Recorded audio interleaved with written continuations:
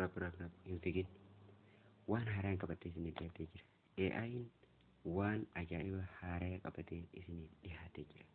AI jechuun appilikeeshina AI kan isin hundinuu guyyaa guyyaan itti fayyadamaa jirtan gaaffiitii garaagaraa qopheessuu irratti koodiilee adda addaa barreessuu irratti footoo garaagaraa jenereet godhuu irratti kan isin fayyadamu. Jirra jirtu jaallattoota fayyadamtoota chaanala kanaa dhiyaatu.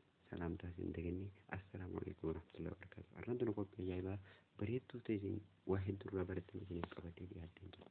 Qophiin tiyyaa AI Chat GPT. Chat GPT'n waan haaraa qabatee nuuf as bahee jira. Chat GPT'n akkuma kanaan dura fayyadamaa turtan afaan Oromootiin Chat GPT kan fayyadamna. Barumsa ajaa'ibaa qabadhee isinii dhiyaatee jira. Hanga dhuma qophii kiyyaatti nu waliin tura. Egaa akkuma isin jalqaba irratti isinii kaase hordoftoota jaallattoota kiyya. Chat GPT'n plugin waan haaraa as inni baasee jira. Plugin kana jala seenuudhaan akkaataan itti fayyadamtan plugin kana jalatti hojjetan AI'lee isin barbaadan hunda asirratti upload gochuudhaan itti fayyadamuu ni dandeessu jechuudha. Haala ajaa'ibaatiin plugin kana yoo bane isiniin agarsiisa. Obsaan na waliin tura. Egaa akkuma agartan kaniin kanaan dura installed godhee appilikeeshinoota asirratti isiniif mul'atu kana jechuudha. Fuuchariin itti dabaleen fiicharii garaagaraa isinii dabalee dhufee jira jechuudha. Data analytics keessatti answer product business question akkasuma GitHub investment banking public equity investment sale Google Drive wantoota garaagaraa kana asirratti argaa jirtan. Notion productivity application wal qabatu hunda isinii qabatee jira jechuudha.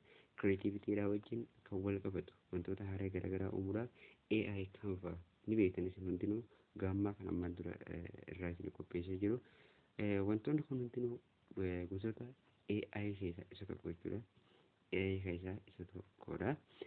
Developer tooliinoo wantoota namoota appilikeeshina garaagaraa weebsaayitii adda addaa hojjechuu barbaadaniif asumarratti waa hundaa xumuruu ni dandeessu. Isinii beektu.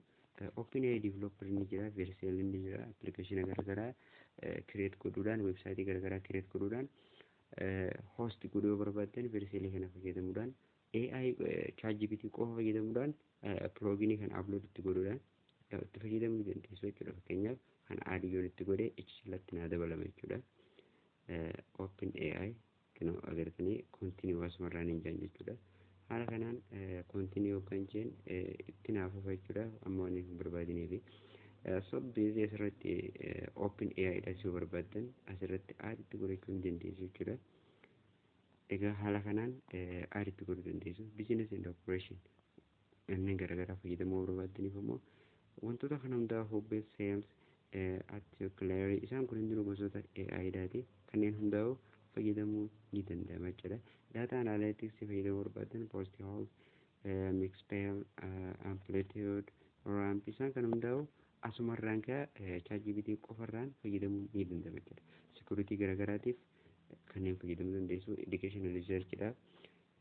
AI kanneen consensus guides cider kanneen jaamaa kana hundaa'u wolfram ni beektan kaa kanneen kana hunda fayyadamuu ni dandeessanii.